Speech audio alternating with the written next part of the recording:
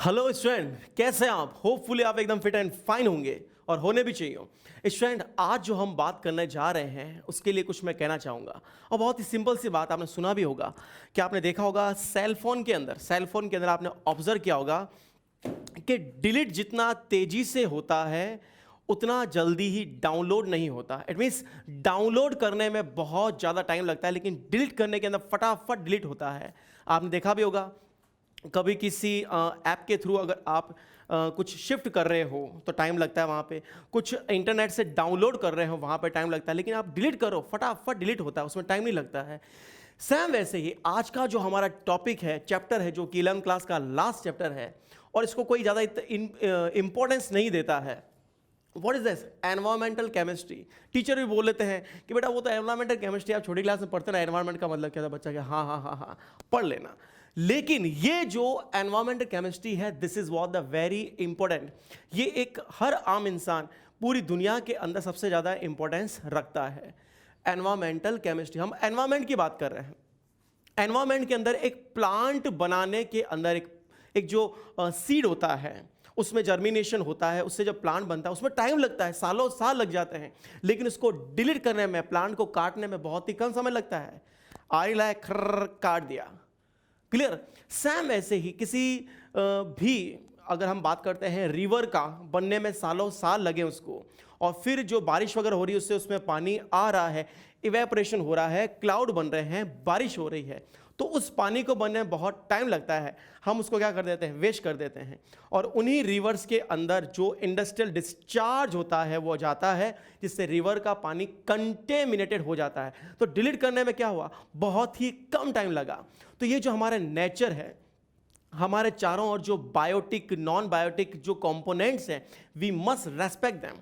अगर हमें ऐसी रिक्वायरमेंट है भी कि हमें प्लांट काटना पड़े तो एक प्लांट काटने के लिए आप 100 प्लांट और लगाओ, तब जाकर के नेचर के अंदर बैलेंस होगा। ये जो ग्लोबल वार्मिंग है आप देख रहे हैं, ग्लोबल वार्मिंग जो वर्ड मैंने यूज किया इस चैप्टर में डिटेल में स्टडी होगी। इससे पहले भी जब हमने CO2 टॉपिक पढ़ा था पी ब्लॉक के अंदर, वहां पर भी ग्लोबल वार्मिंग और ग्रीन हाउस इफेक्ट ये नाम आए थे।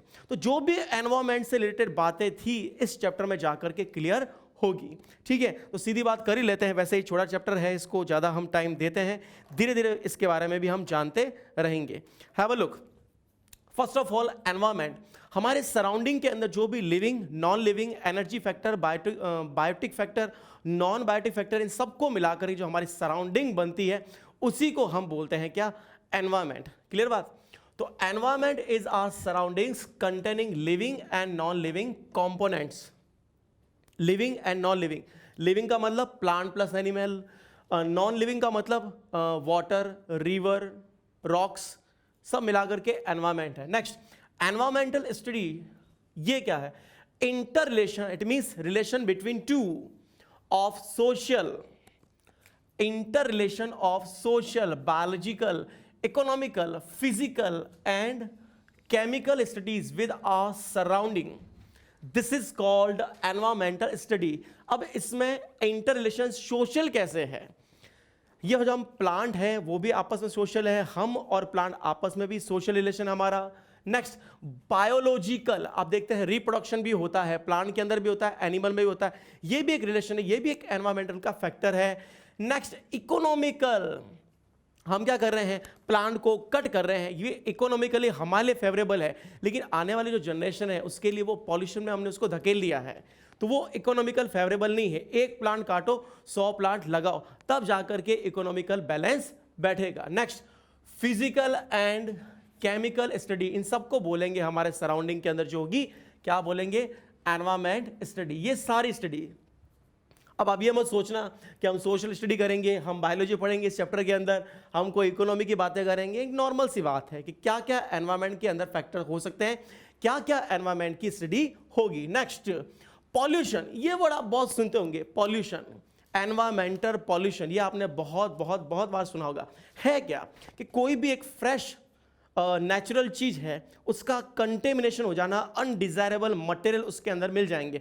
फॉर एग्जांपल, फ्रेश वाटर था, उसके अंदर अनडिजायरेबल कुछ मैटर आगे से वो पानी खराब हो गया, वो ड्रिंकिंग पर्पस के लिए, ह्यूमन बीइंग के लिए वो हार्मफुल हो गया, उसको हम बोलते हैं बच्चों क्या? Pollution. So this is nothing but undesirable changes, ये सबसे इंपॉर्टेंट वर्ड है, undesirable changes in environment is, socially हम बात करेंगे, undesirable changes in environment is called environmental pollution, undesirable changes in environment. अब एनवायरमेंट में हम क्या क्या लेंगे, एयर में चेंज आएंगे, air pollution, water pollution, land pollution, sound pollution, बहुत तरह का हो सकता है। Next, these changes are harmful for human beings, not only for the human beings, पर अपन ये भी बोल सकते हैं लिविंग बींग्स। ब्रैकेट में आप ये लिख दो, हम ये लिखेंगे वास्तव में लिविंग बींग्स, क्योंकि हम सिर्फ इंसानों की बात नहीं करेंगे, सबसे ज़्यादा पॉल्यूशन करने वाला ही इंसान है, हम लिविंग बींग्स की बात करते हैं। ह्यूमन बींग्स तो लिख दिया मैंने, अदरवाइज आप लिख दें यहाँ पे लिविंग बींग्स, ये एक प्रॉपर वर्ड रहेगा। लिविंग बींग्स में प्लांट भी आ गए, एनिमल भी आ गए, we are also animal, which kind of social, लेकिन सबसे ज्यादा एंटी सोशल इंसान होता है, वही पेड़ की कटाई करता है। Next, are called pollution. Next, those material causing pollution are called pollutants, जो पॉल्यूशन करेगा उसको हम बोलेंगे वो पॉल्यूटेंट है। क्लियर बात। नेक्स्ट, अब एनवायरमेंट जो होगा उसके कुछ कंपोनेंट होंगे, सिमिलरली पॉल्यूशन के या पॉल्यूटेंट के भी कुछ कंपोनेंट होंगे। हैव अ लुक, एनवायरमेंट में कंपोनेंट क्या आएंगे, बायोटिक कंपोनेंट, बायोटिक का मतलब क्या हुआ, इसमें आएगा प्लांट एंड एनिमल, इससे बनेगा एनवायरमेंट। नॉन बायोटिक और एनर्जी, एनर्जी में बच्चों देखो सन भी आ गया है, एनर्जी के अंदर कौन आ गया बच्चों, वाटर भी आ गया है, इसमें कौन आ गई, एयर, ये सब एनर्जी के सोर्सेज हैं। क्लियर। नॉन बायोटिक के अंदर अपन ले रहे हैं बच्चों सैंड भी ले रहे हैं हम, क्लियर, और इसके अंदर अपन रॉक्स भी ले रहे हैं। तो ये सब मिलकर के हमारी सराउंडिंग है जो कि नेचुरल है, प्लांट, एनिमल, सैंड, रॉक्स, सन, वाटर, एयर, सब मिलकर के। अब मैं एनर्जी में इसको क्यों इंक्लूड किया, sun solar energy, water, water के अंदर भी एनर्जी होती है, उससे भी आप देखे होंगे कहीं लाइट वगैरह बनती है। नेक्स्ट, एयर, विंड एनर्जी, आपने पढ़ा होगा। तो ये है एनवायरमेंट के कंपोनेंट। क्लियर बात। नेक्स्ट, पॉल्यूटेंट, और भी बहुत से हो सकते हैं, we are having the limited things okay to understand the particular topic. Now the pollutants कौन कौन से होंगे, देखो बच्चों गैसियस पॉल्यूटेंट होंगे like carbon dioxide, sulphur dioxide, nitrogen dioxide, chlorofluorocarbon, जिसको कि हम ये भी बोलते हैं, ब्रैकेट में लिख देता हूँ फ्रेयॉन्स, स्टडी करेंगे हम इसकी, ओजोन लेयर के लिए हार्मफुल होते हैं ये। क्लियर। तो ये हो गए etcetera. Next, particulate, it means कुछ पार्टिकल्स होंगे उसके, like dust, mist and what, क्या बोलेंगे, हैवी मेटल्स, हैवी मेटल्स ये पॉल्यूशन करती है, लाइक लेड हो गया, मरकरी हो गया, एक्सेट्रा। क्लियर। और क्या आ गया है, रेडिएशन।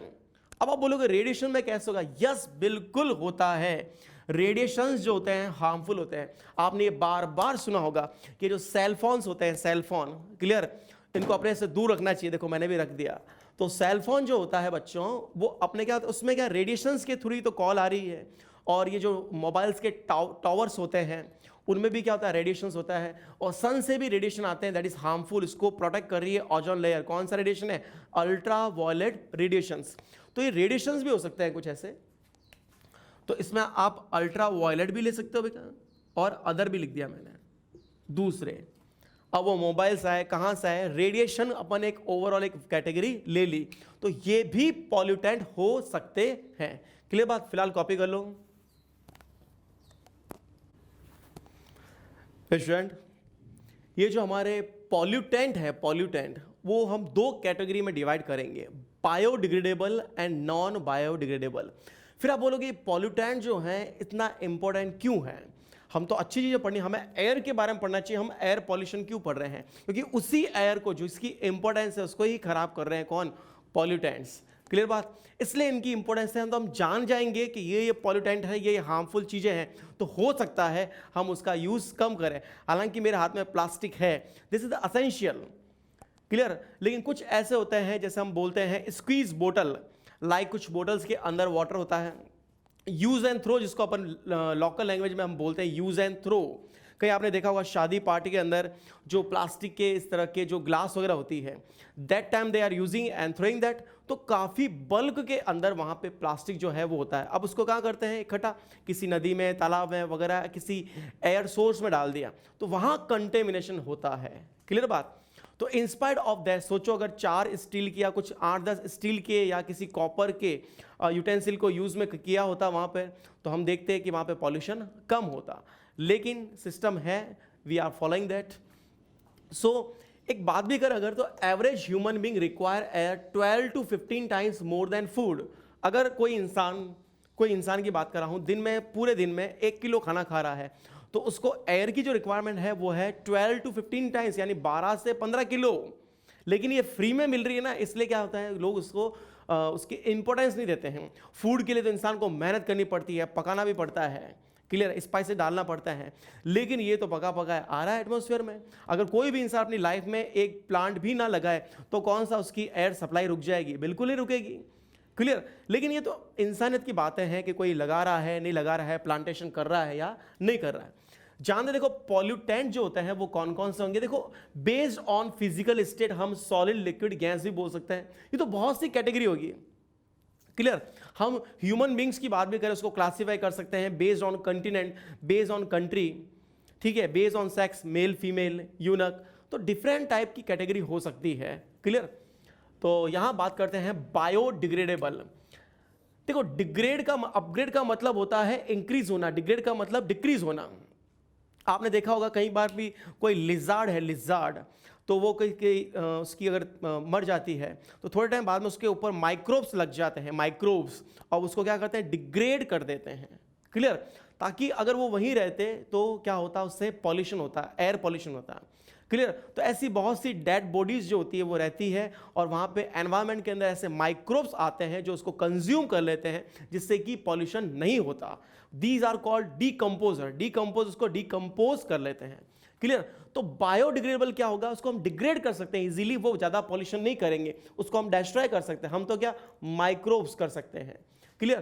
तो these are degraded by the action of microbes.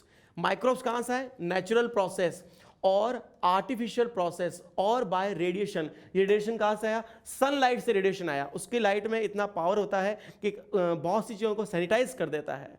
तो जो पॉल्यूशन कॉज करेगा उसके ऊपर लाइट अगर आ रही, रेडिएशन आ रहे हैं, तो उससे क्या हो जाएगा, वो डिस्ट्रॉय हो जाएंगे, उससे पॉल्यूशन नहीं होगा।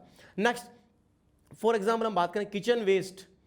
किचन वेस्ट का मतलब क्या होगा, फॉर एग्जांपल जो पोटैटो, टोमेटो वगैरह, सब्जी वगैरह है वो, तो ये क्या है, बायोडिग्रेडेबल है। अगर हमने इसको एनवायरनमेंट में नॉर्मली डिस्चार्ज कर लिया तो क्या होंगे, माइक्रोब्स इसको आएंगे, कंज्यूम करेंगे और ये खत्म हो जाएंगे, इससे पॉल्यूशन जो होगा वो कम होगा। Next plant. अब आप बोलोगे प्लांट तो वो है जो हम वेस्ट प्लांट की बात कर रहे हैं, जो मतलब डेड हो गए हैं या किसी प्लांट के किसी पार्ट को डाल दिया है वाटर के अंदर, ठीक है, अब वो लिविंग नहीं है लेकिन वो पॉल्यूशन कर रहा है, that is the organic waste, clear. यहाँ पे लिख देता हूँ, प्लांट भी लिख देते हैं या ऑर्गेनिक वेस्ट कर देता हूँ, ऑर्गेनिक वेस्ट। हालांकि कुछ ऑर्गेनिक वेस्ट इस कैटेगरी में भी आएगा। Next animal excreta. Animal excreta भी जो होती है उस पर भी माइक्रोब्स लग जाते हैं, वो भी क्या है, कुछ हद तक हम उसको बोलेंगे वो बायोडिग्रेडेबल है, उसमें कोई ऐसे मेटेरियल नहीं है जो डिग्रेड नहीं हो सकते। तो सिंपल सी बात है ये। लेकिन ये सबसे ज्यादा इंपॉर्टेंट है, नॉन बायोडिग्रेडेबल। यहां पर जो है दोनों के बीच में जो डिफरेंस है वो भी पूछते हैं कि कौन बायोडिग्रेडेबल है, कौन नॉन बायोडिग्रेडेबल है। इट मींस डिग्रेड हो सकता है बायोलॉजिकली और नॉन मतलब बायोलॉजिकली माइक्रो ऑर्गेनिज्म से वो डिग्रेड नहीं होगा, वो एनवायरनमेंट में इसी पोजीशन में रहेगा, लंबे टाइम तक रहेगा, इसका मतलब वो पॉल्यूशन करेगा। हम किसकी बात कर रहे हैं, ऑब्वियस सी बात है प्लास्टिक की। अब ये जो है इसको लॉन्ग टाइम में हम यूज कर सकते हैं, यूज एंड थ्रो में कैटेगरी नहीं आती है। इसमें सपोज इंक फिल कर दिया तो for years it may run, it may walk, ठीक है। I am just talking about the use and throw glasses, use and throw plates, utensils. So non biodegradable, these can not be degraded by और rate of degradation is very low. हाँ, these cannot be degraded or rate of degradation is very slow, या degrade होंगे ही नहीं, और होंगे अगर degrade तो बहुत टाइम लगाएंगे, उसको हम बोलेंगे non biodegradable. For example DDT आप पढ़ेंगे इसको, कोई ज़माने के अंदर इसको काफ़ी अच्छा इंसेक्टिसाइड माना जाता था, आजकल पॉल्यूशन करता है। नेक्स्ट, आर्सेनिक के कुछ सॉल्ट होंगे, आर्सेनिक पॉइजनस मेटल होती है, आर्सेनिक हो गया, लेड हो गया, heavy metals like lead, plastics, plastic भी एक तरह के पॉलीमर होते हैं, रेडियो एक्टिव मटेरियल, रेडिएशंस होता है। नेक्स्ट, न्यूक्लियर वेस्ट, कुछ टाइम पहले जो जापान कंट्री थी उसके अंदर भी काफ़ी जो न्यूक्लियर वहाँ पे रिएक्टर है उससे काफ़ी रेडिएशंस निकले थे, ये हार्मफुल होते हैं। लाइक हम बात करते हैं न्यूक्लियर बॉम्ब भी लगा था जापान के अंदर, तो अभी तक उससे रेडिएशंस आ रहे हैं, वो काफ़ी हार्मफुल होते हैं। और हमने बात की भी थी, चाहे सेलफोन हो उसके रेडिएशन भी हमारे लिए क्या है, हार्मफुल होते हैं। तो रेडिएशन जो होता है वो न्यूक्लियर वेस्ट एक तरह का होता है, इससे रेडिएशंस निकलते हैं ऐसे जो हार्मफुल होते हैं। तो दो कैटेगरी है, इसको आप कॉपी कर लो अच्छी तरह से। स्टूडेंट, अब हम वन बाय वन एक तरह के पॉल्यूशन को लेंगे। सबसे पहले हम लेंगे एयर पॉल्यूशन। आज तक हम एयर पॉल्यूशन पढ़े हैं, यहाँ पे एनसीईआरटी में आपको नाम मिलेगा एटमॉस्फेरिक पॉल्यूशन। ऑब्वियस है, एयर एटमॉस्फेयर में हम इंक्लूड करते हैं। एटमॉस्फेयर का मतलब ही हो उसमें हम एयर लेते हैं, एनवायरमेंट के अंदर हम एयर के साथ में बायोटिक नॉन बायोटिक दोनों चीज़ें ले लेते हैं। क्लियर बात? तो एटमॉस्फेयर है क्या वास्तव में? ये गैसेस का एक तरह का बड़ा ही एक स्फीयर बना हुआ है, तो गैसेस का स्फीयर ही है एटमॉस्फेयर। क्लियर बात? इसमें सबसे ज्यादा गैसेस कौन सी मिलती है? अगर मैं बात करूं एटमॉस्फेयर की, एटमॉस्फेयर इसमें कौन कौन सी गैसेस होगी? देखो, सबसे ज्यादा जो गैस मिलती है इस एटमॉस्फेयर के अंदर वो मिलती है नाइट्रोजन, अप्रोक्सीमेटली 78%। Next, oxygen 21%।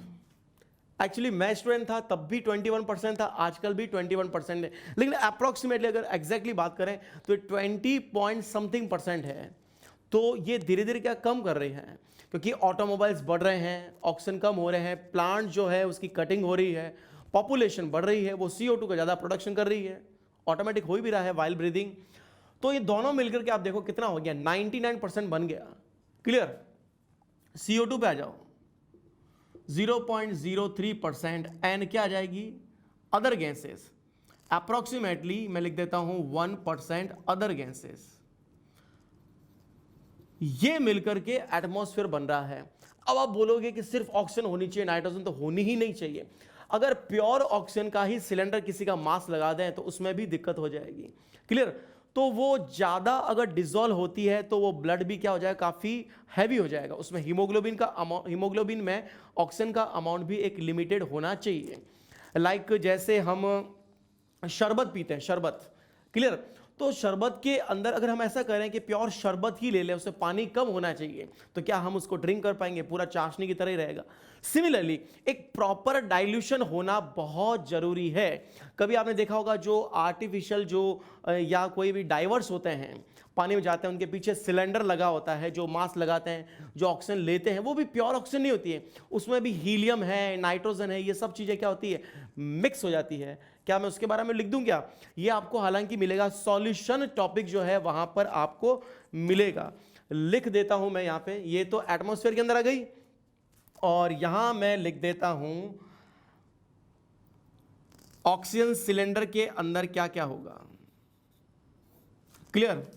एक तो आपको मिलेगी नाइट्रोजन, प्लस आपको मिलेगी ऑक्सीजन, और प्लस आपको मिलेगी कौन? हीलियम। ठीक है, इसका मैं परसेंटेज लिखाता हूं, आप एनसीईआरटी में देखना आपको मिलेगा। नाइट्रोजन जो है उसका है 56, ऑक्सीजन जो है उसका है 32, और इसका जो है वो है 11। अब ध्यान देना, ये एग्जैक्ट मैं परसेंटेज आपको बता रहा हूं। N2 का मतलब क्या हुआ, ध्यान दो। एक नाइट्रोजन का मास कितना होता है? 14। दो नाइट्रोजन का मास कितना होगा? 28। और 28 का मतलब क्या हुआ? एक N2 मॉलिक्यूल का मास कितना है? 28। एक N2 मॉलिक्यूल का मास है 28, O2 का कितना है? 32, और हीलियम जो होता है उसका तो 4 ही होता है। क्लियर? तो 28 का मैं डबल कर देता हूं, क्या बन गया बच्चों? 56। तो यहां पे आप लिख दो 56.2 लिख दो। इट मीन्स समझो, समझने की बात है, दो नाइट्रोजन के मोल 56 उसका मास हो जाएगा। O2 32.1 कर दो, एक मोल है यहां पे, तो इन दोनों को तो आपने ऐसे याद रख लिया, ऑक्सीजन का मास 32.1 और नाइट्रोजन के 2 मॉलिक्यूल जो होंगे 2 मोल होंगे 56 उसका हो जाएगा, एक का 28 है। अब हीलियम को कैसे याद रखें, देखो बच्चों हीलियम को ध्यान देना, ये हीलियम को मैं लिख रहा हूं ऐसे, क्या है इसमें H है, तो दिख रहा है यहां पे 2 स्ट्रेट लाइन है तो मैंने लिख दिया 11। इसके अलावा एक और क्या बन रहा है, अगर मैं इसको बनाऊं, ये 7 बन गया, दिख रहा है आपको, ये 7 बन गया है 7, तो 11.7 परसेंटेज ये जो ऑक्सीजन का जो सिलेंडर होता है ये उसके अंदर कॉम्पोजिशन होता है, ये सिलेंडर ही बना दिया इसमें। क्लियर, ये आपको चैप्टर सॉल्यूशन है 12th क्लास के अंदर, वहां पर मिलेगा, तो इसका कॉम्पोजिशन भी काम का होता है। बच्चों एक नॉर्मल मैंने अर्थ का हरी भरी अर्थ बनाई है, इसमें प्लांट ही प्लांट है, अगर आप नासा के किसी सैटेलाइट से देखेंगे हरी भरी दिखेगी, कुछ पोर्शन दिखेगा, बाकी में बहुत आप देखेंगे अर्थ का 75% तो वाटर ही है, तो इसलिए हमें दिखती है ब्लू कलर की दिखती है। क्लियर, वाटर की वजह से दिखता है ऐसा। तो एक नॉर्मल वे में लिया है कि एटमॉस्फेयर जो है वो कहीं लेयर में होता है, उसकी जो डेंसिटी है पूरी इक्वल नहीं होती है। तो ट्रोपोस्फीयर फर्स्ट लेयर है जिसमें कि हम रहते हैं, ये सी लेवल से, सी का जो लेवल है समुद्र का लेवल, अपर लेवल, नीचे नहीं, नीचे तो बहुत ज़्यादा गहरा होगा, किसी को मालूम भी नहीं कितना होता है। तो सी लेवल जो अपर लेवल है उससे 10 किलोमीटर तक का जो एरिया है, जमीन से आप लोकल लैंग्वेज में बोलो, जमीन से नहीं, सी लेवल से होता है 10 किलोमीटर तक तो होता है, क्या होता है, ट्रोपोस्फीयर बोलते हैं, ट्रोपोस्फीयर। क्लियर, नेक्स्ट इसके बाद में जो 10 से लेके 50 किलोमीटर यानी कि टोटल जो 40 किलोमीटर का ये जो होता है एरिया, उसको हम बोलते हैं स्ट्रेटोस्फीयर। जो सारी विंड्स होती है, स्टॉर्म्स आते हैं, टाइफून्स आता है, जो बहुत ज़्यादा चेंजेस होते हैं वो कहाँ पे होते हैं, ट्रोपोस्फीयर में होते हैं। और स्ट्रेटोस्फीयर के अंदर होता है टेम्परेचर रहता है कांस्टेंट, यहाँ लिख देता हूँ मैं आपके लिए, स्ट्रेटोस्फीयर में रहता है T = कांस्टेंट। और मैं अब बना देता हूं आपके लिए एक structure, you can see here.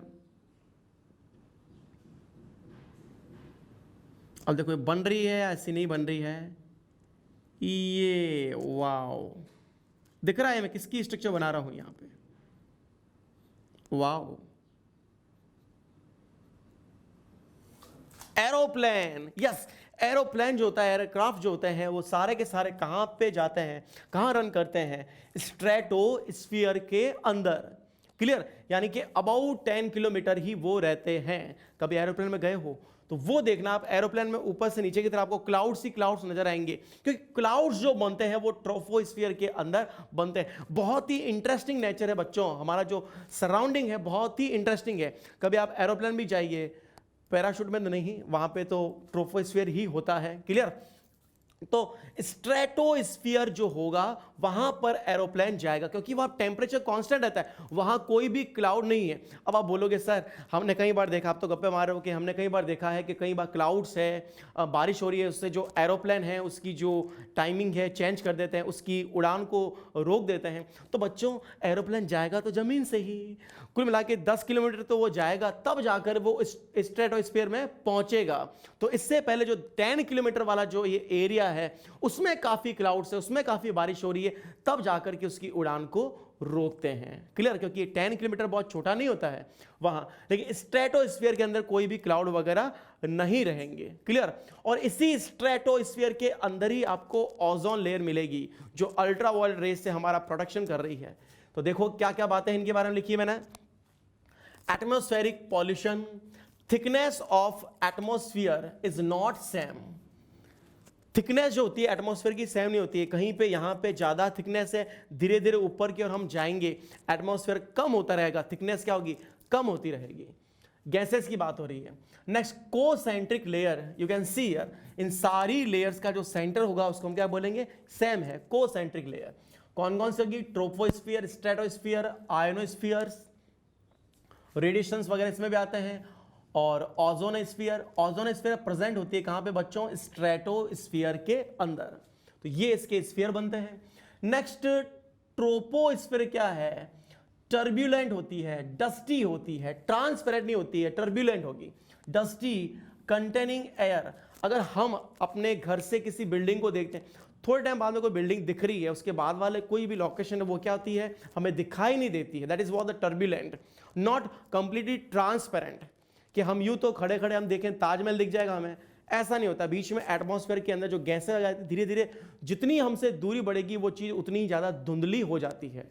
Clear? Next next next, water vapour भी होगी इसके अंदर, ऑब्वियस हम उसको बोलते हैं क्या, ह्यूमिडिटी। नेक्स्ट, क्लाउड्स होंगे, वाह, बारिश तो नहीं आ रही है, बारिश भी हो सकती है। स्ट्रॉन्ग एयर मूवमेंट होते हैं, स्ट्रॉन्ग एयर मूवमेंट क्या बोलते हैं, आंधी तूफान, ये सब होंगे कहां पे, ट्रोपोस्फीयर के अंदर।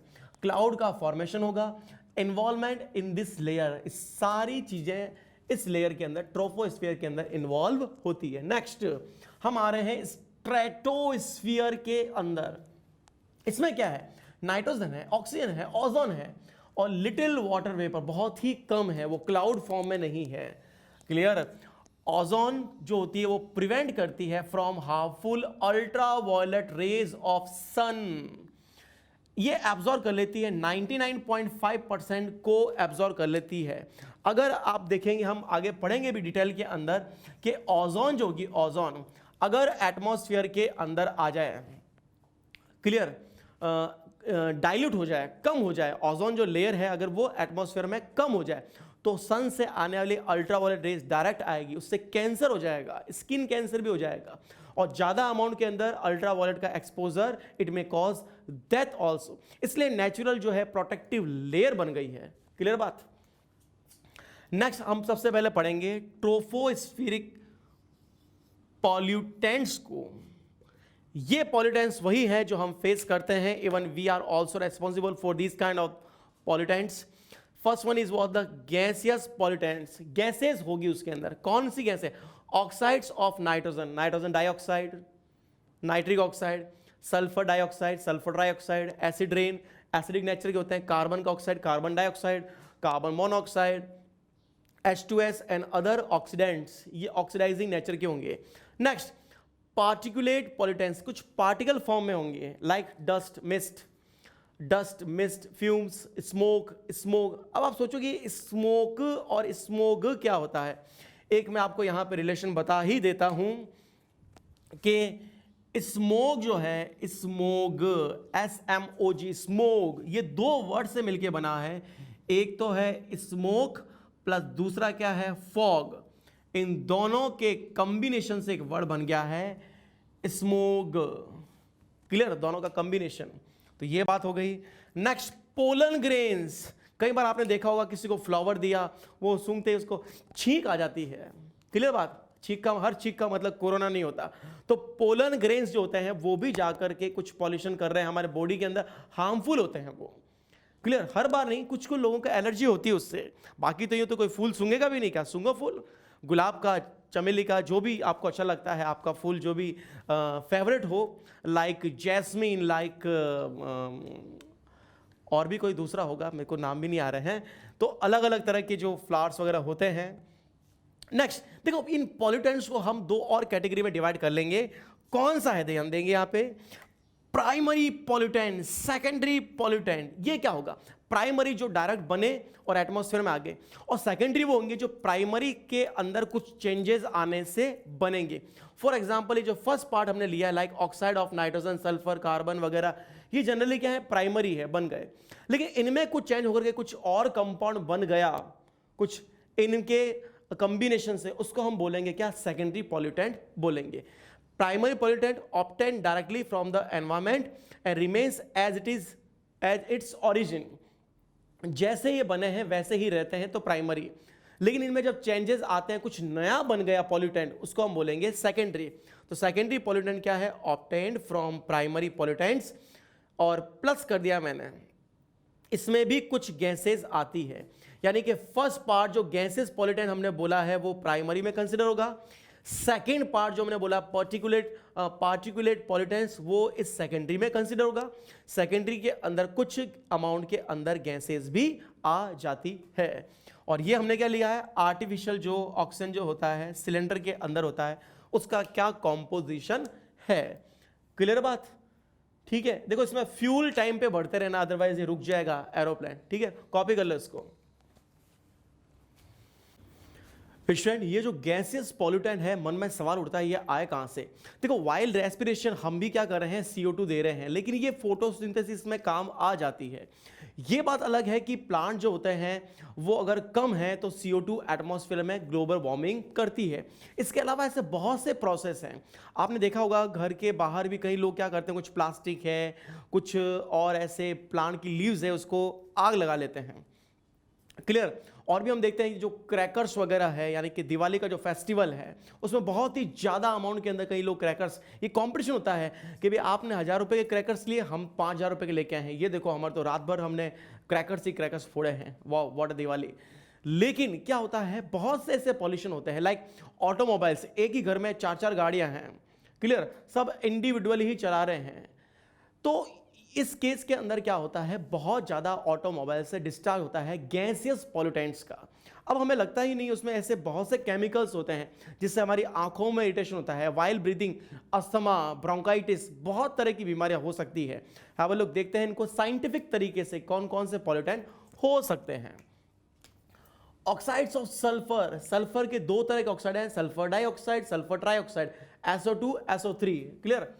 These are produced, या oxides of sulfur are produced by volcanic eruption. Volcano जानते हो, ज्वालामुखी, उससे नेचुरली अपना पे आ जाएगा। Next, metallurgy of sulphide, it mean इसमें सल्फाइड और होते हैं, मेटलर्जी में इसको बर्निंग करते हैं तो SO2 बनती है, सल्फर डाइऑक्साइड बनती है। Burning of sulphur containing fossil fuel, देखो फॉसिल फ्यूल जो होता है उसमें भी सल्फर का कुछ अमाउंट होगा, तो उसकी जब ऑटोमोबाइल की हम बात करते हैं उसमें बर्निंग होती है उसकी, और सल्फर के ऑक्साइड्स बनते हैं जो एटमॉस्फेयर में आते हैं, क्लियर। नेक्स्ट, अगर इसकी लो कॉन्सेंट्रेशन है सल्फर डाइऑक्साइड की, ये कॉज करेगा क्या, रेस्पिरेटरी डिजीज लाइक अस्थमा, इस तरह की खांसी हो जाती है। आई एम नॉर्मल नाम। तो अस्थमा जो है, आपने नाम बहुत सुना होगा, इसको कुछ स्टैंडर्ड डिजीज मान लेते हैं कि हाँ उसको अस्थमा है। व्हाट इज दैट, कई बार सांस जो है बहुत ज़्यादा चढ़ जाती है, डर के मारे नहीं, अस्थमा से, क्लियर। वो जो है कुछ ज़्यादा रनिंग नहीं कर सकता, अस्थमा की प्रॉब्लम है। तो ये बात है, उसके अंदर जो लंग्स वगैरह है उसमें इन्फेक्शन हो जाता है, सांस लेने में तकलीफ होती है, उसको इरिटेशन होता है सल्फर डाइऑक्साइड से, like bronchitis. Next, emphysema, irritation of eye resulting tear and redness, आंखें लाल हो जाती है, आंखों से आंसू आते हैं। तो ये दुख का जो कारण है वो कौन है, सल्फर के ऑक्साइड्स हैं, क्लियर। तो ये क्या कर रहे हैं, इरिटेशन ऑफ आई, आंखों में क्या हो रही, जलन हो रही। कई बार देखते हैं आंखें जो होता है, कई लोग मैश करते हैं, हाथ तो लगाने नहीं चाहिए। आजकल तो सिस्टम ऐसा हो गया है, बहुत तरह की ऐसी काफ़ी डिजीज फैल रहे हैं, लाइक कोरोना वगैरह, तो उसमें क्या आंखों पे तो जाना ही नहीं चाहिए हाथ, आंख को, नाक को, कई लोगों की आदत होती है टच करना बार बार, और ये इस तरह से टच नहीं करो, हैंड वॉश करो प्रॉपरली, क्लियर। आंखों पे कुछ अगर बाहर जा रहे हैं और जहाँ पे पॉल्यूशन है कुछ ऑटोमोबाइल्स, या तो हेलमेट लगा के रखो, अच्छी बात है, अदरवाइज आप कार में जा रहे हो तो ग्लास बंद होने चाहिए, अदरवाइज आपके क्या ग्लास पहने होने चाहिए, क्लियर, समझे, ये बातें हैं। नेक्स्ट हम बात कर रहे हैं, अगर हाई कॉन्सेंट्रेशन हो जाएगी क्या होगा, stiffness of flower buds, stiff मतलब थोड़ी कड़क हो जाएगी। नेक्स्ट फिर क्या होगी, ऑब्वियस है फॉल हो जाएगी, गिर जाएगी। Presence of particulate matter in pollutant air catalyse production of SO3 causes acid rain, क्या मतलब हुआ, SO2 जो है अगर एटमॉस्फेयर में है तो कुछ उसमें पार्टिकुलेट, एटमॉस्फेयर में कुछ पार्टिकुलेट पॉल्यूटेंट है तो वो ऑक्सीडाइज करेंगे इस SO2 को SO3 में कन्वर्ट कर देंगे। कैसे, बिल्कुल सिंपल रिएक्शन दिख रही होगी, SO2 + O2, ठीक है। तो लिख रहा हूं PP, it means particulate pollutant, क्या कन्वर्ट कर देंगे इसको SO3 में, clear. Next, SO2 + ozone, ozone भी होंगे, ये फास्ट रिएक्शन होगी बच्चों। तो ओजोन लेयर को भी क्या कर रहे हैं, डैमेज कर रहे हैं, ओजोन का पार्ट भी क्या कर रहे हैं, कंज्यूम कर रहे हैं। ये बन गया बच्चों क्या, SO3 + O2 बन जाएगा। नेक्स्ट, हाइड्रोजन पेरोक्साइड, आपको मालूम होना चाहिए, हमने पढ़ रखा है, ये भी नेसेंट ऑक्सीजन देगा, बन जाएगी SO3 + H2O। फाइनली ये दोनों आपस में मिलते हैं, बनता है H2SO4, और यही करता है क्या, लिखा हुआ यहां पे एसिड रेन। एसिड रेन जो होगा टॉपिक हम पढ़ेंगे यहीं इस चैप्टर के अंदर ही मालूम चलेगा। जब रेन की पीएच 5.6 से कम हो जाती है उसको हम बोलते हैं एसिड रेन। ऐसा मतलब नहीं कि रेन में एसिड आ रहा है बहुत हार्मफुल, लेकिन उसके अंदर माइल्ड जो एसिड्स होते हैं वो काफ़ी हार्मफुल होते हैं वेजिटेशंस के लिए भी और ताजमहल के लिए भी। ताजमहल भी पढ़ेंगे हम, क्लियर। फिलहाल तो जानते हैं इसके बारे में क्या बोल रहे हैं ये हाइड्रोकार्बन्स। देखो हाइड्रोकार्बन क्या है, ये तो अच्छे फ्यूल होते हैं, लेकिन जब इनसफिशिएंट या इनकम्प्लीट कंबशन होता है तो ये हाइड्रोकार्बन विदाउट बर्निंग के एटमॉस्फेयर में आते हैं। और हाइड्रोकार्बन जो होते हैं, आपने पढ़ा होगा हाइड्रोकार्बन चैप्टर के अंदर भी, ये कार्सिनोजन होते हैं, कैंसर कॉजिंग होते हैं, इनसे कैंसर हो सकता है। ऐसा नहीं कि हाइड्रोकार्बन के कंटेंट में आ गए, धीरे धीरे इंसान लंबे टाइम तक ड्राइविंग कर रहा होता है, पॉल्यूशन के कंटेंट में रहता है, तो धीरे धीरे उसके फेफड़ों में पहले अस्थमा होगा छोटा सा, फिर ब्रोंकाइटिस होगा, फाइनली जाकर के वो कैंसर होता है। और कईयों की तो स्मोकिंग की जो हैबिट होती है उसमें भी टॉबैको होते हैं, तो उससे भी कैंसर वगैरह हो सकता है। सो बच के रहना चाहिए, क्लियर बात।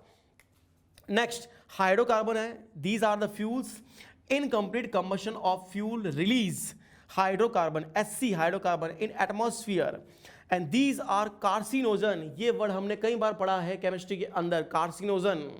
जैसे आपने मोल कॉन्सेप्ट में पढ़ा होगा, नाइट्रिक एसिड के अंदर भी आया था, क्लियर। तो कार्सिनोजन होते हैं, कॉजेज कैंसर, इसको बोलते हैं carcinogen. Next harm, these are harmful for the plants causing ageing like breakdown of tissues leaves and the flowers. These are harmful for plant, harmful लिख देना आप यहां पे, क्लियर। नेक्स्ट हम हाइड्रोकार्बन भी पढ़ लिया, अब हम आ रहे हैं ऑक्साइड ऑफ नाइट्रोजन पे। देखो नाइट्रोजन जो है एटमॉस्फेयर में खूब है, N2 और ऑक्सीजन भी खूब है, लेकिन ये रिएक्शन नहीं करते क्योंकि बच्चों क्या होता है, रिएक्टिविटी नाइट्रोजन की कम होती है, N ट्रिपल बॉन्ड N होता है। तो ट्रिपल बॉन्ड की जो ब्रेकिंग है, बॉन्ड डिसोसिएशन एनर्जी इसकी बहुत ज्यादा होती है। लेकिन आप जानते हैं बारिश के मौसम में आती है लाइटनिंग, बिजली कड़कती है, उसमें क्या होता है, बहुत ज्यादा एनर्जी होती है, क्लियर। तो जब हो रही है क्या, लाइटनिंग, लिख देता है यहां पे, लाइटनिंग हो रही है। और एक सबसे बड़ी बात है, ये हाई एल्टीट्यूड पे होगा, हाई एल्टीट्यूड पर। तो ये दोनों आपस में मिलेंगे, पहले बनाएंगे किसको, NO, it means nitric oxide को। Nitric oxide, more amount of oxygen will convert into NO2 nitrogen dioxide. We more have fast reaction in spite of oxygen. If you are having the ozone, obvious ozone is present in stratosphere, in atmosphere, so this will convert into NO2 into what, NO into NO2. Next O2 is formed again, like sulfur oxide, it is also causing what, the acid rain. So I am writing here NO2 plus water giving HNO3 लिख देता हूं। इससे भी होता है क्या बच्चों, acid rain. ये एसिड रेन आ रहा है, आप पहले भी पढ़ चुके, इसको हम डिटेल में पढ़ेंगे, इसलिए मैं इसकी डिटेल में अभी नहीं जा रहा हूं। नेक्स्ट NO2 से जो नाइट्रेट बनते हैं वो काफी अच्छे होते हैं, यूजफुल होते हैं, एज फर्टिलाइजर्स काम आते हैं, क्लियर। लेकिन नाइट्रेट की कॉन्सेंट्रेशन बढ़ जाती है तब जाकर के वो हार्मफुल होते हैं ह्यूमन बींग्स के लिए। आप पढ़ेंगे भी ब्लू बेबी सिंड्रोम, बाद में हम डिस्कस करेंगे इसको। These produce was red brown haze in traffic. Traffic में आपने देखा होगा कई बार दिन के टाइम में आपको थोड़ा सा लाल और ब्राउन कलर का इस तरह से नजर आता है सनलाइट के अंदर। This is called red brown hedge. इससे क्या होता है, आंखों में भी क्या होता है, इरिटेशन होता है। नेक्स्ट NO2 डैमेज कर देता है leaves of the plants and retard the rate of photosynthesis. बच्चों फोटोसिंथेसिस का प्रोसेस जो है बहुत ज्यादा इंपॉर्टेंट है, इससे ऑक्सीजन प्रोड्यूस हो रही है, प्लांट का फूड प्रोड्यूस हो रहा है, क्लियर। तो वो ऑक्सीजन ही हमारे लिए काम आती है, this is the life giving gas. तो वो रेट ऑफ फोटोसिंथेसिस को कौन कम कर रहा है, नाइट्रोजन के ऑक्साइड। तो क्या हो गए, हार्मफुल हो गए, क्लियर बात। दिखते नहीं है, होते हैं हार्मफुल। NO2 लंग इरिटेशन करता है, एक्यूट रेस्पिरेटरी डिजीज करता है। कौन, नाइट्रोजन डाइऑक्साइड अगर हमारे वाइल्ड रेस्पिरेशन ब्रीदिंग हमारी बॉडी में आ रहे हैं, ये हार्मफुल होता है किसके लिए, हार्ट के लिए, आपके दिल के लिए, लीवर के लिए, किडनी के लिए। ये कितने इंपॉर्टेंट ऑर्गन हैं और इनको कौन डैमेज कर रहा है, कौन डैमेज कर रहा है, ये नाइट्रोजन का डाइऑक्साइड बहुत ज्यादा हार्मफुल होता है। लेकिन ये फ्यूल्स के अंदर प्रेजेंट है, you can see here, automobile के इंजन में भी है। इसलिए कहते हैं जितनी रिक्वायरमेंट हो उतना ही ऑटोमोबाइल के इंजन को यूज करना चाहिए। क्लियर स्टूडेंट, कार्बन के जो मोनोऑक्साइड हैं और डाइऑक्साइड, इनको हम पहले भी पढ़ चुके हैं। ये जो चैप्टर था हमारे पास में पी ब्लॉक एलिमेंट, वहां पर इनकी स्टडी हो गई थी। अब ध्यान देंगे वही चीज रिपीट है, ज्यादा कुछ इसमें खास बात नहीं है कि जब कार्बन मोनोऑक्साइड की हम बात करेंगे तो कार्बन का या किसी कार्बन कंटेंट फ्यूल का इनसफिशिएंट कंबशन होगा, इनकम्प्लीट कंबशन होगा। जब कंप्लीट कंबशन होगा तब ये बनेगा। तो C+O2 ऑक्सीजन है अगर लेस तो CO बनेगा, C+O2 ऑक्सीजन है अगर मोर तो CO2 बनेगा। नॉट ओनली कार्बन, और अपन ले सकते हैं हाइड्रोकार्बन या कार्बन, हाइड्रोकार्बन या कार्बन। हाइड्रोकार्बन क्या होता है? फ्यूल ही होते हैं। हालांकि रिएक्शन लिखने की इतनी जरूरत नहीं, आप पढ़ भी चुके हो। थ्योरेटिकल बात करते हैं। Carbon monoxide produce by the incomplete combustion of fuel, that is coal, firewood, petrol, लकड़ी, फायरवुड। इट मीन्स ये कलरलेस होगी, ऑर्डरलेस गैस होगी। हालांकि CO2 भी जो होती है वो भी कलरलेस है और ऑर्डरलेस है। ठीक है, next, combines with haemoglobin to form 300 times. ये हम पहले भी पढ़ चुके हैं। क्या होगा? हमारी बॉडी के अंदर ब्लड होता है, ऑब्वियस होना भी चाहिए। ये जो ब्लड होता है, हार्ट जो होता है, वो एक पंप की तरह वर्क करके इम्प्योर ब्लड आता है और प्योर ब्लड जो होता है पूरी बॉडी के अंदर सर्कुलेट होता है। तो पूरी बॉडी के अंदर जो ब्लड सर्कुलेट होता है, साथ में उसमें क्या होती है, वाइल्ड रेस्पिरेशन जो हम लेते हैं ऑक्सीजन, वो हीमोग्लोबिन के साथ में कंबाइन होती है, ऑक्सी हीमोग्लोबिन कॉम्प्लेक्स बनता है। तो पूरी बॉडी में ऑक्सीजन की सप्लाई भी करता है। ऑक्सीजन का कैरियर होता है कौन? हीमोग्लोबिन। क्लियर? लेकिन वाइल ब्रीदिंग अगर कार्बन मोनोऑक्साइड अगर हमारी बॉडी के अंदर एंटर आ गई तो अब हीमोग्लोबिन के पास में दो ऑप्शन है, ऑक्सीजन से कंबाइन होना या कार्बन मोनोऑक्साइड से। लेकिन वो कार्बन मोनोऑक्साइड से कंबाइन होता है। अब आप बोलोगे गलती तो हीमोग्लोबिन की है। नहीं, हीमोग्लोबिन की गलती नहीं है, वो तो बेचारा बेजुबान है। गलती किसकी है? कार्बन मोनोऑक्साइड की। लेकिन उससे बड़ी बड़ी गलती किसकी है? उसकी जिसने कार्बन मोनोऑक्साइड को प्रोड्यूस किया। ह्यूमन बीइंग्स, हम ही तो करते हैं पॉल्यूशन, और क्या। तो वो कार्बन मोनोऑक्साइड जो होगी हीमोग्लोबिन से 300 टाइम ज्यादा स्पीडली कंबाइन होगी, 300 टाइम ज्यादा स्टेबल कॉम्प्लेक्स बनाएगी। तो ऑक्सीजन देखती रह जाएगी, हीमोग्लोबिन होगी वो उससे कार्बन मोनोऑक्साइड से कंबाइन होकर के पूरी बॉडी के अंदर क्या करेगी? कार्बोक्सी हीमोग्लोबिन कॉम्प्लेक्स आएगा। अब हमारी बॉडी को रिक्वायरमेंट है किसकी? ऑक्सीजन की। ऑक्सीजन आएगा नहीं, ऑक्सीजन कैरी होगा नहीं। ऑक्सीजन कैरिंग को, कैपेसिटी को, हीमोग्लोबिन की कैपेसिटी को ये कार्बन मोनोऑक्साइड ब्लॉक कर देगी। इट मीन्स अब ऑक्सीजन आ नहीं रही है, इंसान का दम घुटेगा। It may cause death also. Clear? Death भी हो सकती है। तो हम बात करते हैं यहाँ पे हीमोग्लोबिन की, बहुत सीरियस मैटर हो गया है। It forms 300 times stable complex than oxygen hemoglobin complex. H भी लिखा है hemoglobin के लिए. Next, it blocks delivery of oxygen to organs and the tissue. It is called what the silent killer. ये हम पहले भी पढ़ चुके हैं कि अगर कोई एक बंद कमरा है, उसमें कोई सो रहा है, यहाँ पर ये फायरवुड वगैरह है, क्लियर, और ये क्लोज रूम के अंदर ऑब्वियस सी बात है ऑक्सीजन कम होती है। ऑक्सीजन कम अगर होगी तो कार्बन मोनोऑक्साइड बनेगी, वाइल ब्रीदिंग ये आएगी और कार्बोक्सी हीमोग्लोबिन बनेगा। ओवरनाइट ये प्रोसेस चल रहा है, ऑक्सीजन कैरिंग कैपेसिटी खत्म, सब कुछ खत्म, खेल खत्म, सब खत्म। तो ये बात है, ध्यान रखना पड़ता है कि हम किस एटमॉस्फेयर में एक्सपोजर है। जहाँ ज़्यादा पॉल्यूशन वगैरह होता है वहाँ पे मास्क लगाना, वहाँ पे जाना भी नहीं, और ज़्यादा पॉल्यूशन खुद भी नहीं करना। क्लियर? ये सब चीज़ें ध्यान रखने वाली बातें हैं। नेक्स्ट, ये प्रोड्यूस होती है बाय पुअरली मेंटेन्ड व्हीकल। कई व्हीकल की सर्विस नहीं करा रहा, आपने देखा होगा काफ़ी ब्लैक कलर का जो धुआं वगैरह उससे निकल रहा है सालों साल। अब गवर्नमेंट बोल रही है 15 साल बाद में व्हीकल यूज़ मत करो, वो 20 साल से चला रहे हैं और बोल रहे हैं देखो ये विंटेज गाड़ी है, ये हमारे पापा के पापा ने उनको गिफ्ट की थी। क्लियर? तो ये जो गाड़ियाँ हैं आपने रख लिया, इमोशंस हैं आपके उसके, लेकिन आप चला रहे हैं, उसको मेंटेन नहीं करते। अगर कोई, आपकी बात नहीं कर रहा हूँ, जो भी मेंटेन नहीं करते उससे प्रोड्यूस होती है कार्बन मोनोऑक्साइड और करती है एनवायरमेंट में पॉल्यूशन। और देखो किस तरह से हार्मफुल है। Due to deficiency of oxygen in the body it cause headache, weak eyesight, nervousness, cardiovascular disorder. Clear? And finally it may cause death also. लिख देता हूं बाद में आगे। People are not advise to smoke. Smoking जो करते हैं, अलग अलग कंपनी की आती है सिगरेट, वो स्मोकिंग नहीं करनी चाहिए।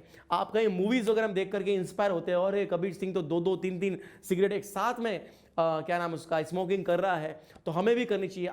ये इंस्पायरेशन नहीं है, इंस्पिरेशन कोई अच्छे काम के लिए होना चाहिए। ये तो इंस्पायर करने वाली बात नहीं हुई, उसकी देख लो क्या हालत हो जाती है। सेम वैसे ही इस तरह की जो स्मोकिंग है करनी भी नहीं चाहिए। जो लोग कर रहे हैं खुद भी कार्सिनोजन उनकी बॉडी में आता है, और आसपास के जहां पर वो धुआं छोड़ रहे हैं वो एटमॉस्फेयर में भी पॉल्यूशन करते हैं। क्लियर बात। तो स्मोकिंग ऑफ प्रेग्नेंट वुमन में इंड्यूस प्री मैच्योर बर्थ। अगर कोई लेडी प्रेग्नेंट है, बच्चा होने वाला है, अगर वो स्मोकिंग कर रहे हैं तो उसकी बॉडी में अगर जा रहा है कार्बन मोनोऑक्साइड, तो उस समय तो ऑक्सीजन ज़्यादा चाहिए। उस समय बच्चे के लिए भी एक्स्ट्रा है, 2-2 जीव हैं उसके अंदर, तो वहाँ पर प्योर ऑक्सीजन होना बहुत ज़रूरी है। अगर वहाँ पे ब्लॉक हो जाए कैपेसिटी, तो बच्चे में डेफिशिएंसी ऑफ ऑक्सीजन होने से वहाँ देखो क्या क्या होता है, प्री मैच्योर बर्थ, जो 9 मंथ का टाइम पीरियड है उससे पहले ही बर्थ हो जाएगा, यानी कि पूरा बच्चा डेवलप नहीं होगा। Next, spontaneous abortion. अबॉर्शन आप जानते हैं, बच्चा जन्म से पहले ही डेथ हो जाना, है ना, बॉडी के अंदर ही। ये अबॉर्शन का कॉज हो सकता है, कितना हार्मफुल है। Next, डीफॉर्म्ड babies. अगर बच्चा पैदा हो भी गया तो उसमें क्या होगा, डीफॉर्म्ड हो जाएगा, कोई ना कोई उसमें डिफेक्ट रह जाएगा। क्लियर। और लिख भी देते हैं, CO में कॉज डेथ, ये लिख देते हैं। Not only in the pregnant woman, we are just talking about in the normal way, और ये आपको बताया भी है, इससे डेथ भी हो सकती है। कई बार आपने न्यूज़पेपर में पढ़ा भी होगा कि घर में ये इस तरह के क्लोज रूम के अंदर ही लगा के सो गए, कोई विंडो क्लोज रह गई तो पूरा के पूरा धुआं अंदर ही रहा, और रात भर सोते हुए मालूम ही नहीं चला, क्योंकि ऑर्डरलेस थी, और वैसे ही नाइट में मालूम ही नहीं चलता। क्लियर। ये बातें हैं, काफ़ी हार्मफुल है। सो हम बात करते हैं कार्बन डाइऑक्साइड। ये टॉक्सिक में कंसिडर होगा और ये नॉन टॉक्सिक में कंसिडर होगा, क्योंकि CO2 तो रिक्वायर्ड है प्लांट के लिए। किसके लिए? फोटोसिंथेसिस प्रोसेस के लिए। ये मैनली रिलीज होगी by respiration during manufacturing of the cement. ये हम पहले भी पढ़ चुके हैं। सीमेंट में क्या होता है, देखो लाइमस्टोन होता है। लाइमस्टोन क्या है बच्चों? कैल्शियम का कार्बोनेट। इसको हीट करते हैं, कैल्शियम ऑक्साइड, क्विक लाइम, और CO2 प्रोड्यूस होती है। तो जितनी ज्यादा सीमेंट का प्रोडक्शन होगा उतनी ही ज्यादा एटमॉस्फेयर के अंदर CO2 आएगी। नेक्स्ट, एक्सेस ऑफ CO2 ज्यादा अगर हो जाएगी, it may cause global warming. यही हमारा नेक्स्ट टॉपिक, हम इसको पढ़ेंगे। और produce by the burning of would, fossil fuel, ये तो आप जानते होंगे, बर्निंग होगी तब जाकर के ये प्रोड्यूस होगी। कौन, किसकी बात कर रहे हैं? Carbon dioxide. लिख लो। अब हम पढ़ रहे हैं ग्रीन हाउस इफेक्ट। ये आपने पढ़ा होगा, एक नाम सुना होगा कई बार न्यूज़पेपर के अंदर, ग्लोबल वार्मिंग, है ना। ग्लोब हम क्या बोलते हैं? अर्थ को बोलते हैं। वार्मिंग मतलब वो गर्म हो रही। अब आप बोलोगे दिन में सूरज चाचू सूरज जब आएगा, ऑब्वियस है कि टेम्परेचर बढ़ेगा। क्लियर। चंदा मामा जब आते हैं तब टेम्परेचर कम होगा, ये तो होता ही है। क्लियर। आधी दुनिया में दिन होता है, आधी दुनिया में रात होता है, ये सब बातें हैं। लेकिन आपने देखा होगा कुछ प्लेनेट ऐसे हैं लाइक सैटर्न, वहाँ पर काफ़ी गैसेज हैं, मरकरी काफ़ी गैसेज है, इसलिए उनका टेम्परेचर काफ़ी बढ़ जाता है। स्पेशली वहाँ पे होती है CO2, कार्बन डाइऑक्साइड। क्लियर। तो हमारा जो ये अर्थ है, ये जो प्लेनेट है, इसमें काफ़ी गैसेज डिस्चार्ज हो रही है वाइल ब्रीदिंग या रेस्पिरेशन या किसी और मैकेनिकल या कि ह्यूमन प्रोसेस से कुछ ये रिलीज होती है गैसेज। ये गैसेज जो होती है ये एटमॉस्फेयर का टेम्परेचर बढ़ा देती है। अब कैसे? फॉर एग्जाम्पल मैं बात करता हूं, हैव अ लुक। ये हमने लिया है ग्रीन हाउस, ये ग्रीन कलर मैंने बना दिया है ग्रीन हाउस। अब आप बोलोगे किसी हाउस को ग्रीन कलर का पेंट कर दें, क्या वो ग्रीन हाउस होगा? समझे इसका मतलब क्या है? कुछ ऐसे बहुत कोल्ड एरिया हैं लाइक हिमाचल प्रदेश, हिमाचल, जहाँ पे टेम्परेचर बहुत कम होता है, तो प्लांट्स को डेवलप होने के लिए भी एक पर्टिकुलर टेम्परेचर की रिक्वायरमेंट होती है, वो वहाँ मिल नहीं पाता। तो ग्रीन कलर का ग्लास का एक चैम्बर, बड़ा सा हाउस बना देते हैं। ये क्या करता है? सनलाइट को ट्रैप करता है। ट्रैप करने से यहाँ पर टेम्परेचर जो होता है वो बढ़ जाता है। क्लियर। इसमें हम चाहते हैं कि टेम्परेचर बढ़ जाए ताकि ये प्लांट्स वगैरह जो हैं काफ़ी अच्छे डेवलप हो, क्योंकि एटमॉस्फेयर के अंदर टेम्परेचर क्या है? कम है। हम चाह रहे हैं उस टेम्परेचर को ट्रैप करके यहाँ पर इसका प्लांट का डेवलपमेंट हो। तो वो जो ग्रीन कलर का होता है वहाँ पे ग्लास, उसके लिए आया हुआ है ग्रीन हाउस। लेकिन ये हम अगर बात करें अर्थ, यहां पर भी बहुत सारी गैसेस है, यू कैन सी हियर, काफी मैंने डॉट्स बना दिए गैसेस के। तो सन से जो लाइट आती है, दैट इज द सनलाइट, वो अर्थ क्या करती है, एब्जॉर्ब करती है। तो अर्थ जो है इसका 75% अप्रोक्सीमेटली तो कर लिया इसको एब्जॉर्ब अर्थ ने। अब आप बोलोगे अर्थ एब्जॉर्ब कर रहे हैं तो जमीन का टेम्परेचर भी बढ़ता है। ये जो आप जानते हो कि 75% आप जानते हो कि वो सी एरिया है, वहाँ पे वाटर ही वाटर है, वो एब्जॉर्ब करते हैं और इवेपोरेशन का प्रोसेस होता है, ये नेचर है। लेकिन 25% है वो होनी चाहिए रिफ्लेक्ट, कुछ तो होती है रिफ्लेक्ट, कुछ तो रिफ्लेक्ट होती है, अदरवाइज बहुत सा अमाउंट जो होता है इसका रह जाता है, एटमॉस्फेयर के अंदर ही रह जाता है। तो वो एटमॉस्फेयर का टेम्परेचर बढ़ा देती है गैसें, वो टेम्परेचर बढ़ने से होती है ग्लोबल वार्मिंग। जो गर्मी पहले 40 डिग्री सेल्सियस की थी, आजकल पहुंच गई है इंडिया के बहुत से एरिया में, कहां पे 45, 46, 47, 48, कई बार तो ये हाफ सेंचुरी मार देती है।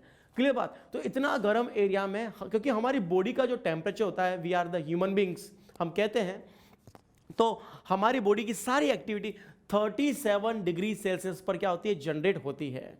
क्लियर। अब 50 डिग्री सेल्सियस टेम्परेचर बढ़ गया तो हमें इसको मेंटेन करना काफ़ी डिफिकल्ट होता है। फिर इंसान क्या चलाते हैं, एयर कंडीशनर, वहाँ से भी आती है क्लोरोफ्लोरोकार्बन, हार्मफुल गैसेज आती है। क्लियर। तो काफ़ी इम्बैलेंस हो जाता है ये सिस्टम। तो यहाँ पर ट्रैपिंग हो रही है जिससे टेम्परेचर बढ़ जाएगा। कैसे, have a look. Theoretically, green house effect and global warming. किसने ये इफेक्ट डिस्कवर किया था, साइंटिस्ट थे फोरियर। और ये टर्म किसने दिया, green house effect global warming, नाम था आरेनियस। आपने काफी सुना होगा साइंस के अंदर आरेनियस साइंटिस्ट को, एसिड बेस कॉन्सेप्ट के अंदर भी आए थे। Next, 75 nearly radiation of sun is absorb by the earth while remaining is reflected back. बाकी क्या होंगे, रिफ्लेक्ट हो जाएंगे। Next, some of these radiation is absorbed by some gases famously known as greenhouse gases which increase temperature of earth। इसलिए होता है, इसी process को हम बोलते हैं ग्रीन हाउस इफेक्ट। टेम्परेचर बढ़ना, उस रेडिएशन को ट्रैप करना जिससे कि टेम्परेचर बढ़ जाए। कौन ट्रैप कर रही है, गैसेज। इन गैसेस को हम क्या बोलेंगे, ग्रीन हाउस गैसेस। क्वेश्चन आता है, 4 ऑप्शन होते हैं कॉम्पिटिशन के अंदर, कौन सी ग्रीन हाउस गैस है, कौन सी नहीं है, पहचानो कौन सी होगी। Methane, methane that is what, hydrocarbon. Next, water की vapour, water vapour. Next, chlorofluorocarbon. Next, carbon का डाइऑक्साइड। नेक्स्ट, N2O, ये क्या होगा, nitrous oxide. Have a look, क्या क्या दे रखा है आप में, CO2, methane, CFC, N2O, water vapour, और नाइट्रस ऑक्साइड इसको आपको बोलते हैं ना, क्या बोलते हैं, नाइट्रस ऑक्साइड, लॉफिंग गैस। ये लॉफिंग नहीं है, ये लॉफिंग गैस जो ऐसी है पॉल्यूशन कर रही है। आपको हंसाते हंसाते आपने सोचा इसको ज़्यादा बनाओ, मत बनाओ इसको। हंसना है तो जोक्स पढ़ो, लाइफ में खुश रहो, फैमिली के साथ में, स्टूडेंट के साथ में टाइम स्पेंड करो। लॉफिंग गैस नेचुरली नहीं हंसाएगी आपको। नेचुरली जब हंसाएगी आपको, जो आप हंसोगे आपको, तभी बॉडी के अंदर हार्मोन, पॉजिटिव हार्मोन जनरेट होंगे। लॉफिंग गैस सूंघ करके तो कोई हंसेगा तो ये पॉल्यूशन कर रही है। क्लियर, ये बात है। इसके इफेक्ट क्या होंगे, हैव अ लुक। ये इंक्रीज करती है ग्लोबल टेम्परेचर, जिससे रिजल्ट होता है इनटू एक्सट्रीम क्लाइमेट कंडीशन। कहीं पे जो ग्लेशियर्स थे वो पिघल रहे हैं, सी लेवल बढ़ रहा है, गर्मी बहुत ज़्यादा गर्म हो रही है, इंसान सहन नहीं कर पा रहा है। किससे, इन गैसेस से। दिखती नहीं है, होती है, पॉल्यूशन करती है, लेकिन इसको हम कंट्रोल कर सकते हैं। क्लियर। नेक्स्ट, ये इंक्रीज करती है, इंक्रीज इन्फेक्शियस डिजीज, इन्फेक्शन होना, जैसे डेंगू, खतरनाक नाम है डेंगू। नेक्स्ट, मलेरिया, कोई भी इसका, कई बार इसकी डेथ होती है मलेरिया से, कई थाउजेंड्स के अंदर per year. Yellow fever, sleeping sickness. Next, global warming जो होती है will push tropics into, tropics जो होते हैं अर्थ के, उसको कहाँ डाल देगी ये, temperature areas towards the poles. Tropic को पोल्स में कन्वर्ट कर देगी ये। इस तरह के क्लाइमेट ही चेंज हो जाएगा, शिफ्टिंग ऑफ क्लाइमेट जोन। तो ग्लोबल वार्मिंग क्या है, हार्मफुल है। यस, एटमॉस्फेयर का टेम्परेचर मेंटेन रहना सही है, लेकिन आपको बोला CO2 जो होती है, CO2 कार्बन डाइऑक्साइड, अगर वो एक्सेस में है, ये तो फोटोसिंथेसिस में काम आती है, एक्सेस में होगी तो क्या करेगी, ग्लोबल वार्मिंग करेगी, ये बन जाएगी ग्रीन हाउस गैसेस। इनको आप पहचानो, क्लियर। N2O है जो करेगा ग्लोबल वार्मिंग। नेक्स्ट, ये आपके लिए डायग्राम बनाया था, समझाने के लिए भी, डायग्राम वगैरह कभी भी कोई पूछते वगैरह नहीं है, एक्सप्लेन करने के लिए। E for earth, that is what the green colour की मैंने बनाई है।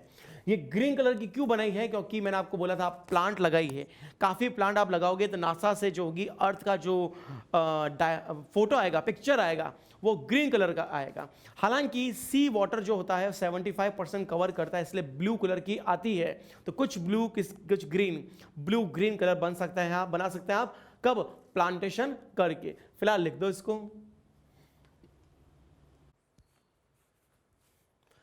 स्टूडेंट, आज का लास्ट टॉपिक आज के लेक्चर का, ठीक है, होपफुली हम इसको 3 लेक्चर के आसपास इस चैप्टर को फिनिश कर देंगे। तो ये जो टॉपिक लिखा हुआ है एसिड रेन, अब हमने रेन तो सुना है, एसिड भी सुना है, दोनों को अलग अलग सुना है, अब ये मिक्स हो गए। इट मीन्स बारिश में एसिड आ रहा है, तो हम तो बारिश में नहाते हैं।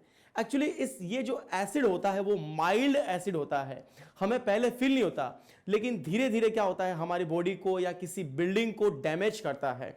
आपने नाम सुना होगा ताजमहल, क्लियर। ताजमहल जो होता है it is made of marble, लेकिन जो मार्बल नया होता है वो काफी लश्चर होता है, उसमें काफी शाइन होती है, लेकिन ताजमहल जो है वो डैमेज हो गया है। अब आप बोलोगे सर 400 साल के आसपास पहले बना था, अब तो डैमेज होगा ही होगा, क्लियर। यूँ तो हमारे कोई 40-50 साल में मकान भी नहीं टिकते, वो तो ताजमहल है 400 साल हो गए, काफी है सर। लेकिन ताजमहल की क्या स्टोरी है कि ये जो मार्बल का बना, मार्बल डैमेज यूं नहीं होता, इसके कांटेक्ट में अगर एसिड आएगा, इसके कांटेक्ट में अगर बेस आएगा तो उसको कॉरोड करेगा, उसको खराब करेगा। अब ये एसिड आया कहां से, किसी ने गिराया तो नहीं, लेकिन एटमॉस्फेयर के अंदर कुछ गैसेज है, पॉल्यूटेंट है, सल्फर के ऑक्साइड, कार्बन के ऑक्साइड, नाइट्रोजन के ऑक्साइड, वो एसिड रेन के वाटर के साथ में मिलकर के एसिड में कन्वर्ट हो जाते हैं। जो रेन वाटर है उसके साथ में कन्वर्ट होकर के एसिड बना देंगे। अब ये जो एसिड बनता है उसको हम क्या बोलेंगे, कैसा एसिड है, ऐसे एसिड में हम रह सकते हैं क्या? आप जानते होंगे बच्चों कि कुछ एसिड होते हैं काफी हार्मफुल होते हैं, जैसे कि hydrochloric acid, sulphuric acid, nitric acid. ये अगर कॉन्सनट्रेटेड फॉर्म में अगर स्किन में आ जाएंगे, स्किन झुलस जाएगी, जल जाएगी। लेकिन हम साइट्रिक एसिड, नींबू जो होते हैं उसको हम जूस उसका पीते हैं, क्लियर। लैक्टिक एसिड जो है वो बटर मिल्क के अंदर है, कर्ड के अंदर है, वो हम खाते हैं। हमारी बॉडी में भी HCl बनता है स्टमक के अंदर, जो जर्म्स को किल करता है, वो भी बहुत जरूरी है, लेकिन कॉन्सेंट्रेशन क्या होती है, कम होती है। तो जो 7 pH होती है वो किसकी होती है, न्यूट्रल की। तो 5.6, तो 5.6 से थोड़ा सा अगर कम होती है pH, लाइक 5.5, 5.4, 5 भी अगर हो जाए, उसको हम बोलते हैं एसिड रेन। तो ये लिख दिया है यहां पे मैंने, when pH of rain water becomes less than 5.6, उसको हम बोलेंगे एसिड रेन बोलेंगे, क्लियर। pH रिड्यूस हो जाएगी 5.6 से, ये पर्टिकुलर मेजरमेंट है। ये आपके क्वेश्चन बनता है, acid rain is when pH becomes greater than 5.6, less than, equal to और कुछ वैल्यू। तो वहां पर एक बहुत ही सिंपल सी बात होती है, आपको पहचाना है, लेस देन 5.6 से अगर लेस हो जाए उसी को ही हम बोलेंगे कौन सी, एसिड रेन बोलेंगे, क्लियर। एक छोटा सा हमने यहां पे डायग्राम लेने की कोशिश की है। ये दिख रहे हैं आपको क्लाउड्स, ब्लू ब्लू कलर के, इसमें काफी वाटर है, H2O, H2O, H2O। एटमॉस्फेयर के अंदर पॉल्यूशन कर दिया है लोगों ने, SO2, CO2, NO2 बन गई है। अब देखो क्या रिएक्शन होगी, CO2 plus water, carbonic acid, इससे बनेगा बच्चों क्या, H प्लस और कार्बोनेट, H प्लस से एसिड हो जाएगा, SO2, O2, SO3 plus water, H2SO4, ये भी H प्लस देगा। नेक्स्ट, इन दोनों के कॉम्बिनेशन से बनेगा नाइट्रिक एसिड, क्या बन रहा है बच्चों, H प्लस NO3 माइनस। तो वो जो रेन वाटर है इन गैसेस के साथ में मिलकर के एसिड का प्रोडक्शन कर रहा है, इसलिए इस रेन को हम बोल रहे हैं एसिड रेन, क्लियर बात। हालांकि ये सब के सब स्ट्रॉन्ग एसिड होते हैं, हालांकि कार्बोनिक एसिड जो होता है वो थोड़ा वीक होता है, लेकिन ये हमने पढ़ चुके हैं एयर पॉल्यूटेंट्स होते हैं, वही कर रहे हैं एसिड रेन। अब देखो इससे क्या क्या हार्मफुल चीजें होगी, वो लोग it is the by product of human activities, सारे के सारे काम की जड़ ही ह्यूमन एक्टिविटीज है। एक्टिविटी करते ही ऐसी है कि जिससे क्या होता है, पॉल्यूशन होता है, कंट्रोल नहीं करते, प्लांटेशन नहीं करते, that emits oxides of carbon nitrogen sulphur, carbon nitrogen sulphur oxide, more air pollution increase acid rain formation, जितना ज्यादा एयर पॉल्यूशन होगा उतनी ही ज्यादा एसिड रेन का फॉर्मेशन होगा। Next, particulate matter catalyse oxidation process, अगर माइस्ट या हम फॉग वगैरह ज्यादा होगा तो उससे एसिड रेन जो होगी वो ज्यादा बनेगी, कैटलिस्ट का काम करेंगे, ज्यादा प्रोडक्शन होगा। Next, it is harmful to agriculture, vegetation के लिए हार्मफुल है, ट्रीज के लिए, प्लांट के लिए, अदर लिविंग बींग्स, हमारे लिए भी हार्मफुल है। क्लियर है बात, सबके लिए। So fall of acid rain water in river, lakes etcetera affect the aquatic life also, वो जो उसके अंदर एसिड आएगा रिवर के अंदर, लेक्स के अंदर, तो वहां पर क्या होगा, वो जो कुछ एक्वेटिक एनिमल है, सपोज हम बात करते हैं फिश की, और भी बहुत से होते हैं, तो उनकी बॉडी में भी क्या होगा, एसिड जाएगा, तो वो एसिड क्या होता है, हार्मफुल होता है, उनको भी वो बैडली अफेक्ट करते हैं।